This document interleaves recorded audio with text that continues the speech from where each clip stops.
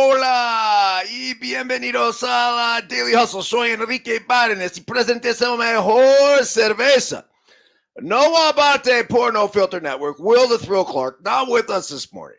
Miguelito San Dieguito not with us this morning, but as we do each and every single morning when we come on here, we properly salute our boys.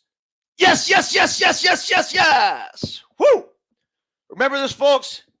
When we are juiceful, we are useful.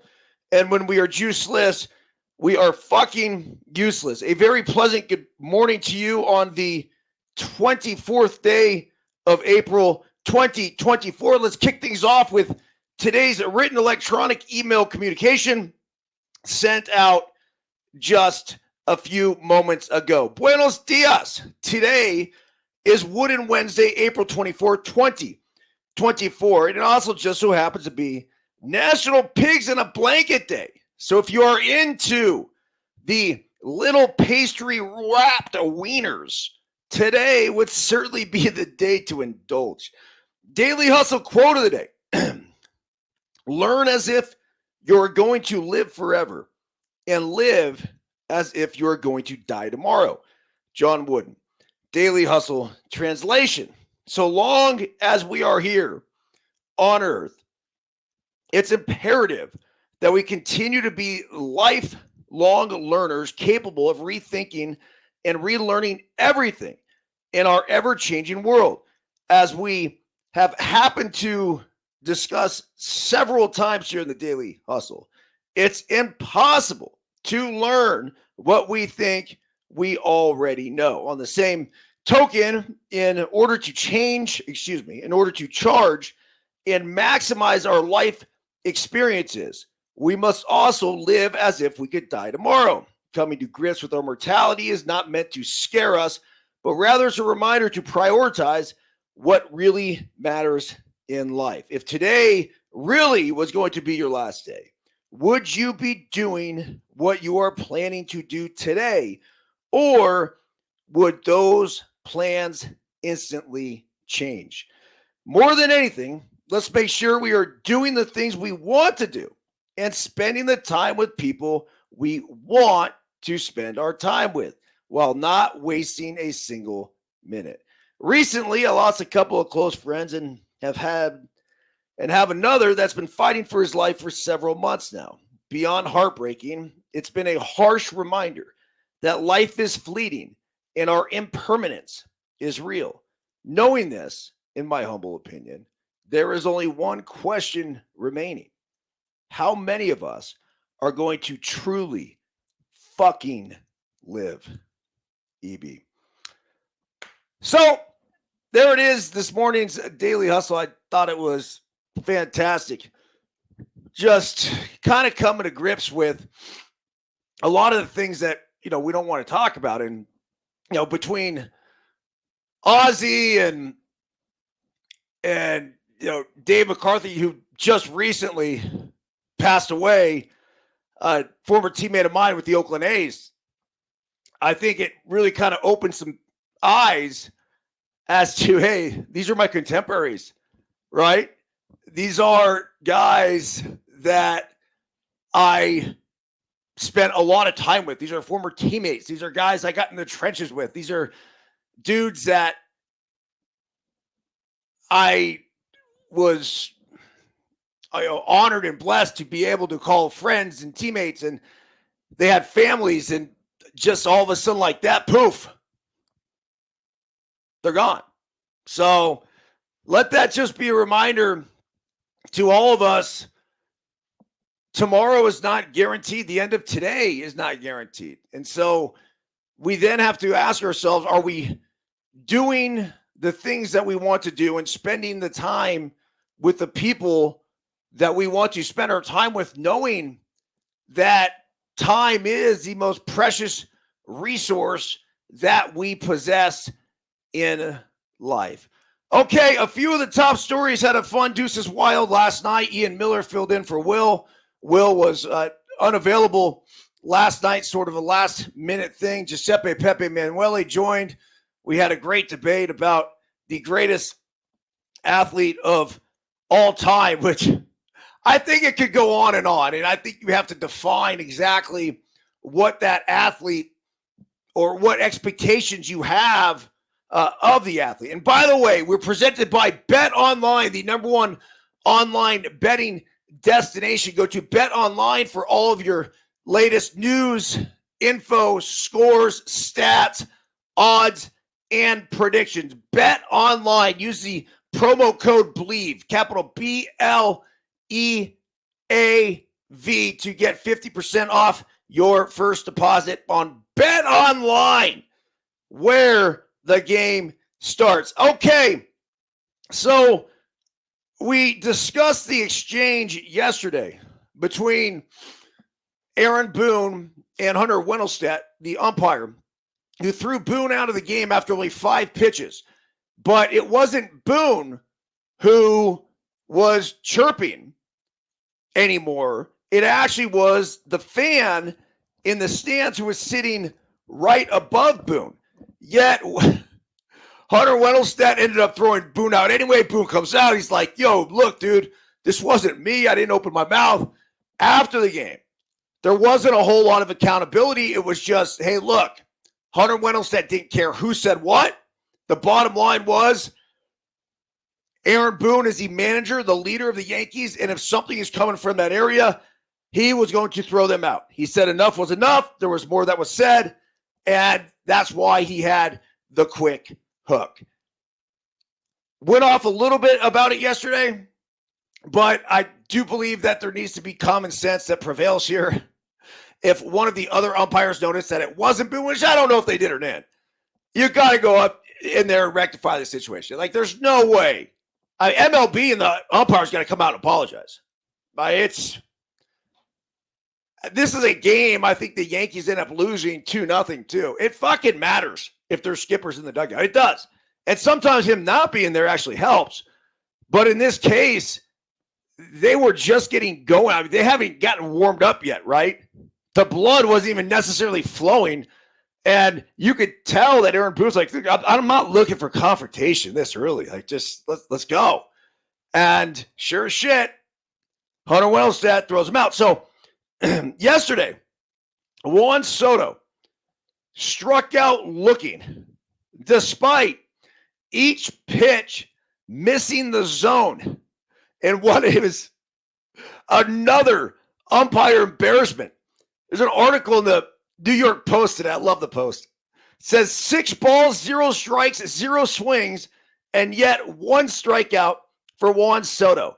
That's the state of MLB umpiring in 2024. Umpire John Tumpain had a particularly egregious zone during the 5th inning of the Yankees' 4-3 win over the A's on Tuesday when he rung up Soto. Known for having an elite eye, despite not a single pitch from the Oakland A's' Paul Blackburn finding the strike zone. All 6 of Blackburn's pitches should have been called balls, with perhaps 1 call questionable at best. But Tumpain ruled that half of them had clipped the zone. Soto even thought he walked after the 5th pitch and seemed frustrated with the at-bat after being called out on a borderline pitch, tossing his bat into the air. Quote, so Juan Soto didn't see a strike that at bat, Yankee announcer Ryan Ruocco said, and yet struck out looking. It's sequences like this that have heightened the call for robot umpires since Tumpain clearly whiffed on the calls and cost Soto an opportunity to reach base. And it comes one day after Yankee manager Aaron Boone was tossed from the game in the 1st inning after home plate umpire Hunter Wendelstedt mistook a fan's taunt for the manager. The Yankees led 4-2 at the time when Soto walked to the plate with 2 outs and none on, and Blackburn missed the plate with his first 2 pitches. And that's when the ump show took over. The 2-0 offering missed the zone, as shown on both MLB.com and Baseball Savant boxes, but Tumpain called the 81-mile-per-hour slider a strike. That's a called strike Soto knows probably was off, Ruocco said. It went on. Blackburn then missed again before the most egregious call of the at-bat. The righty's 92-mile-per-hour fastball clearly missed the zone, down and away, to the point Soto started taking off toward first base. Yet Trumpain ruled it clipped the zone. Gets the call way off the plate, and it's 3-2. John Flaherty then replied, I love Flaherty, it's not a strike.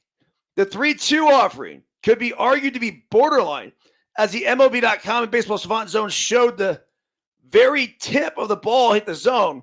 But yes, the Yes Network box showed it below the zone. Soto casually flipped his bat in the air before taking off his gloves and seemingly wondering how he got robbed of a potential 20th walk in 24 games. The right fielder ranks third in MLB in walks and has an AL best 432 on base percentage, indicating he knows the zone as well as anybody. But Trumpain showed that sometimes that doesn't matter. Okay, look, I did the automated strike zone experience. We did the automated strike zone experience 8 years ago in 2016. And so here we are almost a decade later when we've had the technology for a fucking entire 8 years, yet we still have yet to implement it within Major League Baseball. You can give me all the arguments you want about the beauty of human error, but I will tell you that there's enough human error in this glorious game already that we don't need to involve the fucking umpires. I'm appreciative of them being out there.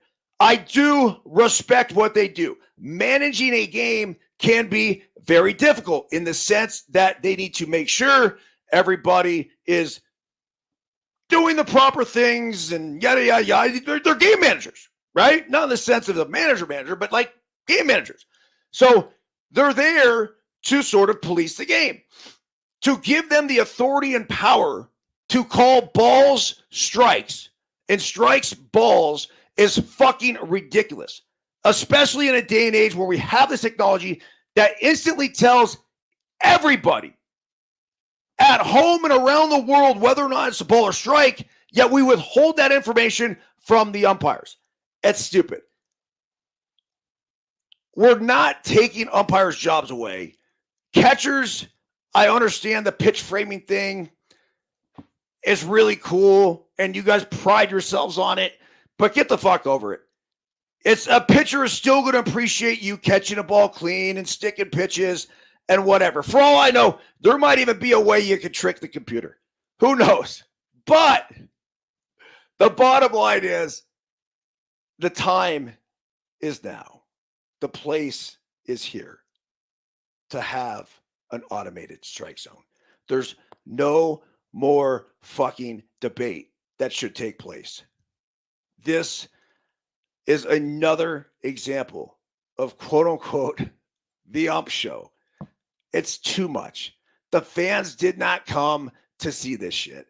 People are not paying thousands of dollars on season tickets and everything else to go there to watch the men in blue. They're just fucking not. Get the call right. It is irresponsible at this point, if you're Major League Baseball, to not want to fully implement an entirely automated system. 1,000%. And on that note, when it comes to foul tips and other things that should be reviewable, let's make them fucking reviewable. The idea that we can't review a foul tip, I mean, what? It doesn't make any sense. Everything is fucking reviewable. As a matter of fact, if they wanted, they could probably manage the whole goddamn thing from New York. I mean, they really could. It's not hard. There's safe calls, there's out calls, there's obstruction calls. You can keep the umpires' jobs, whatever. But and you can put X amount of guys on a game. But there's got to be a more efficient and effective way to do this because it's an embarrassment to the game of baseball. It truly is. Okay, moving on here. Another topic that I wanted to hit upon. Cody Bellinger, the former most valuable player award winner, absolute stud, a kid that was doing backflips into my pool when he was 11, had just gotten hot. He hit his 5th home run of the season last night at Wrigley Field. And then later in the game, ran into the ivy that is laced over the Wrigley Field brick wall. He then had to come out of the game. They called it bruised ribs. X-rays were negative, which is a great thing. But as archaic as a human being standing behind home plate trying to guess whether or not a 100-mile-per-hour fastball is a ball or strike is the wall in Wrigley. It's fucking stupid. I love the nostalgia of Wrigley Field. Wrigley Field and Fenway Park are the 2 ballparks left that I even said last night. If you're a baseball fan and there's only 2 ballparks that you can go to for the rest of your life, or you have an opportunity to go to before you're dead, go to Wrigley, go to Fenway. That's it. I love it. I love everything about it. I love the aesthetics of the ivy and the brick and all of it. They've absolutely nailed it. And both stadiums have done a terrific job preserving the history of the ballparks and modernizing it at the same time. But the brick wall at Wrigley is 1,000% irresponsible. When you have millions and millions of dollars invested into these players, especially on your team in your home ballpark, and you're going to subject them to running into a fucking brick wall? Wake up! Seriously, I've hit that wall. It's like nothing I've ever felt in my entire life. So, yeah, there is a little bit of personal history I have with the bricks. I hit this thing, and it was like, and it sent shockwaves throughout my entire body. So to watch Cody Bellinger hit it last night and then have to come out of the game was just another reminder, because I've said this years ago, 10, 15 years ago, when I ran into this motherfucker. I said, they got to get rid of it. I get it. They need the brick for the ivy to grow on the brick. We got to figure something else out. We have to. And if we could put a man on the moon, and we did it fucking 60 years ago, or whatever it was, I promise you we can figure out a way to get ivy on the wall. It's not the ivy. The ivy is fine. If I ran into some ivy and I got scraped up or whatever, that's fine. I'm good with that, right? It's like running through the bushes when we were kids. But running into a brick wall is like running into a tree. There's no fucking give, and it is flat out dangerous. So if you're the Chicago Cubs, get on it now. You can't make this change soon enough. I don't care if you have to tear down the ivy and just put up padded wall, or put the padded wall behind the ivy. Just figure it out, because at some point, somebody literally could get killed. And I realize it hasn't happened. Yeah, Byrnes hasn't happened 100 or something years. Okay, fine. But I know there's been times where I've lost my sense of awareness of where I was on a baseball field. And I would go flying through the air. One time specifically in Midland, Texas, down to the left field line, I took off. I had no idea. And I landed like up against a fence. At the bottom of the fence was a cement platform where the barbecue pit area was. But part of that cement platform was exposed. So there was fence, and then the platform actually went onto the field.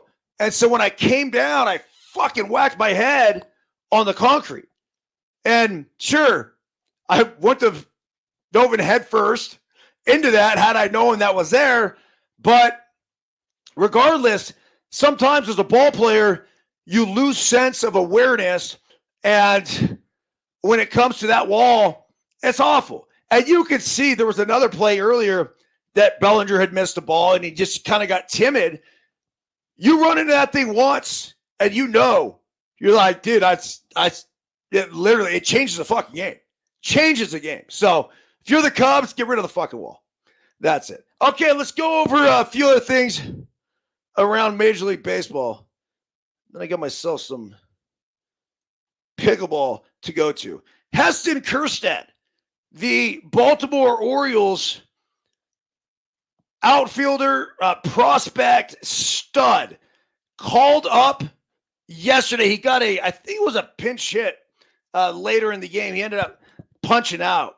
But this dude is legit. The Baltimore Orioles called up prospect Heston Kjerstad to join in Anaheim on Tuesday against the Angels. He's the Orioles' number 4 prospect, the number 42 prospect in baseball. The Orioles placed outfielder Austin Hayes on the 10-day injured list with a left calf on Monday as part of the transaction. The Orioles designated outfielder Peyton Burdick for assignment and called up catcher David Benuelos. Kjerstad is already on the 40-man roster. He's called up last season. They have 26 active players on the roster, so they will have to make a move for the coveted prospect. The 25-year-old left-handed hitting outfielder has been on a tear in 21 games with AAA Norfolk Tides. He's slashing 349, 431, 744 with a 1,100-plus OPS, 10 home runs, 30 RBIs. For the season opening week, ready for this? He was named the International League Player of the Week after he batted .444 with 9 runs, 3 doubles, 6 home runs, 21 RBIs, and 5 walks. His slash line was 531, 531, 1,200. I mean, this is whatever. Who gives a shit? He was raking. He tied a record during that run for the Norfolk Tides when he drove in 10 runs in one game in a 27-11 win over Charlotte. No way. He was 5 for 7, 2 home runs, 2 doubles, 4 runs, and 10 RBIs. Why am I giving a little extra love to our guy Kjerstad? Well, it's pretty simple. The guy follows the Daily Hustle. So it's always fun to see somebody who is a daily hustler have success.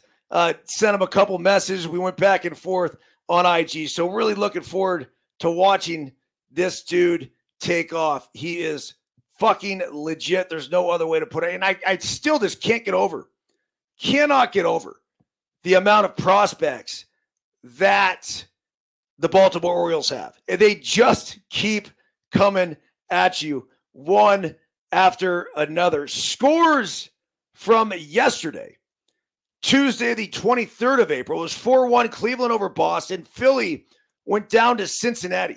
Elly De La Cruz, another home run for the Reds. He's a legitimate MVP candidate. He is blossoming in front of our own eyes and turning into one of the best players in the game of baseball. Let's check out his box score from last night. He was 1 for 3, 2 runs scored, couple runs driven in. He hit his 7th home run of the year. His stats to date: 295, 7 ding dong Donkey Kong, 17 RBIs, and 12 stolen bases. He has over 1,000 OPS.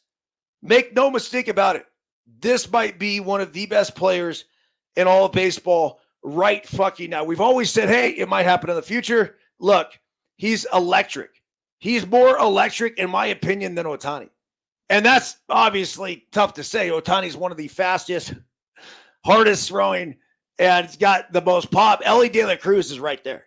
He is right there. I'm not sure there's another guy in baseball that I'd buy a ticket to watch before Elly De La Cruz. He's that good, and the numbers are starting to back it up right now. Cincinnati playing well. They're 13-10. The Phillies are 15-9. They've been on a recent hot streak as well. The Pittsburgh Pirates, 2-1 winners over the Milwaukee Brewers. The Dodgers and Shohei Ohtani beat the Nationals 4-1. Ohtani had a home run he hit that was the hardest of his career, 118 point something miles per hour. Who gives a shit? It was fucking pissed on. That's all you need to know.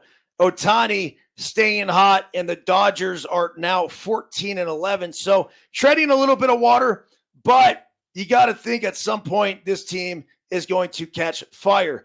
The Detroit Tigers win again. AJ Hinch and his crew, 14-10 now. 4-2 winners over Tampa Bay, who is 12-13. The A's dropped that tough one to the New York Yankees, 4-3. The Atlanta Braves, 5-0. Max Fried, another Maddox is what they like to call it. I don't know. It's a CG shutty with under 100 pitches, I believe. Maybe it's less than a certain amount of hits. The Marlins only 3 hits yesterday. Marlins are not very good. They're 6-19. Atlanta is 16-6. The Cubs, 7-2 winners over the Houston Astros. Houston is reeling, man. They're 7-17. And congrats to Alex Bregman, by the way. He hit his 30th ballpark. 30 for 30. Before, the Houston Astros had never been to Wrigley, or Bregman had never been to Wrigley. So I saw that on his IG. Pretty cool. Kansas City wins again, 14-10 now. 3-2 winners over Toronto, who's 13-11. Minnesota Twins, they beat the White Sox. Wow. The White Sox had an opportunity last night. They were up 5-2 late in the game. They fucking blew it. They are really, really bad. Arizona donkey stomps the St. Louis Cardinals 14-1. 14 runs, 15 hits. They're 12-13, but they certainly are not lacking in the run differential department as they have these pile-on innings. I mean, that's like the third big one I could think of. They had that one, I think it was opening night. And I know they had the 17-1 victory over the Giants, and then here another 14-1 win over the Cardinals. Seattle was 4-0 victors over the Texas Rangers. Gilbert for Seattle, he's nasty. He's 2-0. He's got a 1.87 ERA. Giuseppe Pepe Manueli and I were talking about this before. We like Seattle. We did not bet on them. We liked them, though. And we like Gilbert. There's a reason why we didn't touch that game. Colorado Rockies, 7-4 winners over the San Diego Padres. Rockies are not good. Not good at all. They're 6-18. The Padres are 13-13. Sort of one of those games you just can't fucking lose. The over-under in that game was 9. 9. That was it. Shocked on that one. L.A. Angels, 7. Baltimore, 4. So the Orioles finally go down. And it was Mike Trout hitting a leadoff homer. And then the nightcap last night, the San Francisco Giants 5-1 winners over the New York Mets. Duvall got his 4th save, and Logan Webb was sensational. He's 3-1 with a 2.33 ERA, but he has been lights out over his past 4 starts.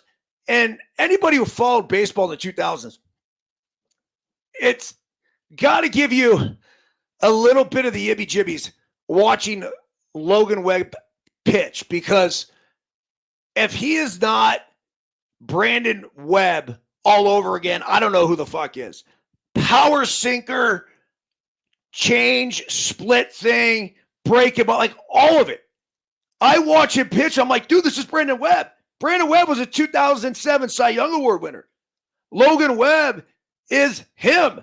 He is him. That's it. So really cool to see. And I wonder, and I'm sure much has been made about it. I don't think there's any relation, but I got to believe that reporters have asked Logan Webb, hey, like growing up, who did you watch pitch? Who did you mimic yourself after? He's of the age where he would have watched Brandon Webb pitch. So I wonder how much of Brandon Webb's game he actually has implemented into his own. Regardless, the guy's fucking filthy, and he is fun to watch pitch. Okay, today's action around Major League Baseball, a lot of day games. It's Arizona at St. Louis again, the Mets at the Giants. Orioles are at the Angels. These are all West Coast starts at 10:15 a.m. That one's coming up in St. Louis, so coming up shortly. And then it's the Giants at 12:45, 1:07 in Anaheim. They're going at it. 3:10 p.m. Pacific time. So now we're on the East Coast. I guess it'll be 6:10. It's Boston at Cleveland, Philly at Cincy, Milwaukee at Pittsburgh, Dodgers at the Washington Nationals, Detroit at Tampa, the A's at the Yankees again. So I guess the only day games are the West Coast games. Miami at Atlanta, Houston at Chicago, Toronto at Kansas City, the White Sox back at the Twins, Seattle at Texas, and San Diego at Colorado tonight. All right, everyone, have a fantastic day. We will be back at you tomorrow with the Daily Hustle. That's it.